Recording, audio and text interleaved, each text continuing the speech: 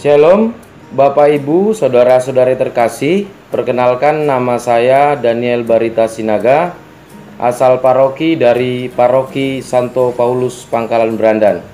Dalam kesempatan ini saya akan membawa ulasan dari Injil Matius bab 1 ayat 18 sampai 25. Inilah Injil Yesus Kristus menurut Matius.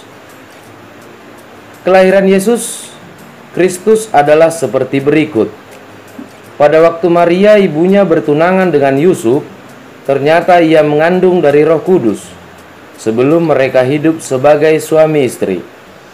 Karena Yusuf suaminya seorang yang tulus hati dan tidak mau mencemarkan nama istrinya di muka umum, ia bermaksud menceraikannya dengan diam-diam.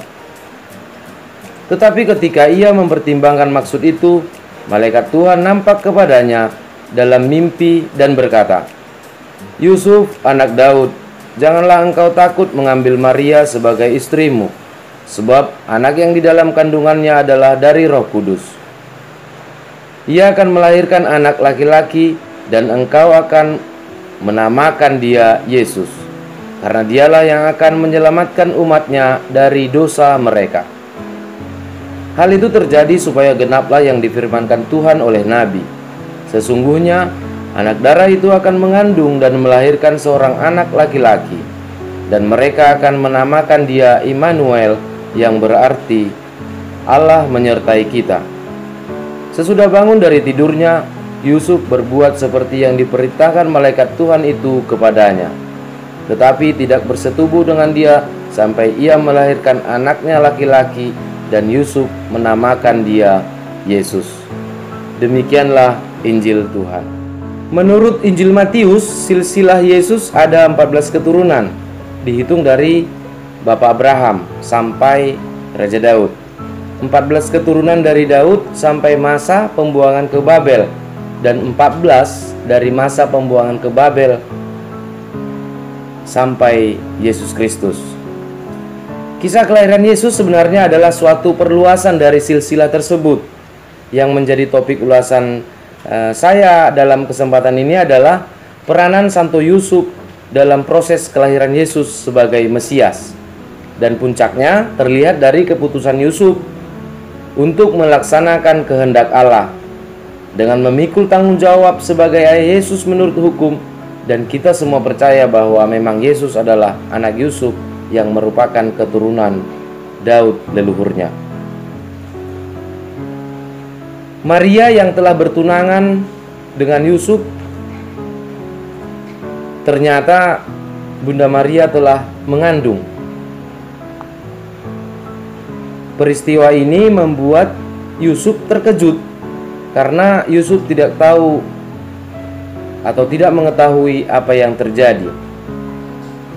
Kita tahu dalam kitab suci bahwa Yusuf adalah seorang yang tulus hati, dan Yusuf tidak mau mencemarkan nama baik tunangannya di muka umum. Yusuf hendak menceraikan Maria secara diam-diam, dan Yusuf yang tulus hati, benar dan rendah hati, tidak gegabah dalam mengambil keputusan.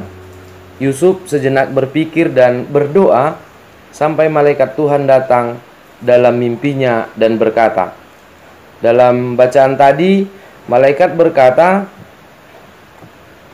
"Yusuf, anak Daud, janganlah engkau takut mengambil Maria sebagai istrimu, sebab anak yang di dalam kandungannya adalah dari Roh Kudus.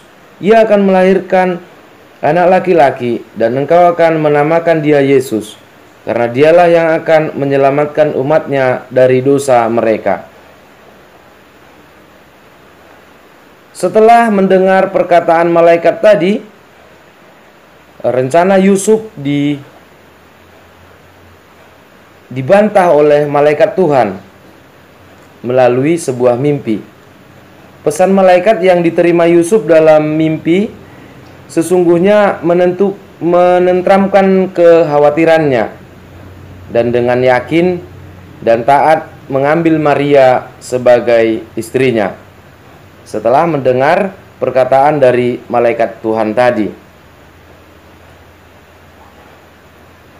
Keteladanan yang telah diperlihatkan Santo Yusuf dalam bacaan tadi menjadi alasan yang kuat bagi gereja, khususnya gereja Katolik di bawah pimpinan Paus Fransiskus. Dan Paus Fransiskus juga menetapkan tahun 2021 sebagai tahun Santo Yusuf. Ada banyak hal yang bisa kita lakukan atau kita teladani dari Bapak Yusuf. Sebagai orang beriman, jika hal ini terjadi dalam kehidupan kita, kejadian yang dialami Santo Yusuf, bagaimana dengan kita? Apakah kita mampu untuk menerimanya? Mampukah kita untuk menjalaninya? Masih adakah Santo Yusuf atau Yusuf-Yusuf zaman now, apalagi para kaum muda? Kita tahu bahwa Yusuf yang tulus hati, benar dan rendah hati, juga setia, tidak mau mencemarkan nama baik Maria tunangannya. Keteladanan Bapak Yusuf patut menjadi panutan bagi umat beriman dalam mengambil tugas dan tanggung jawab.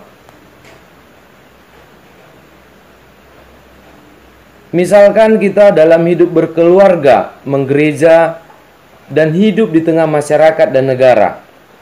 Hidup berkeluarga misalkan, hendaknya sebagai satu keluarga yang meneladani Santo Yusuf, entah sebagai suami atau istri, atau sebagai anak, hendaknya dengan lembut hati dan bertanggung jawab dalam melaksanakan perutusannya masing-masing.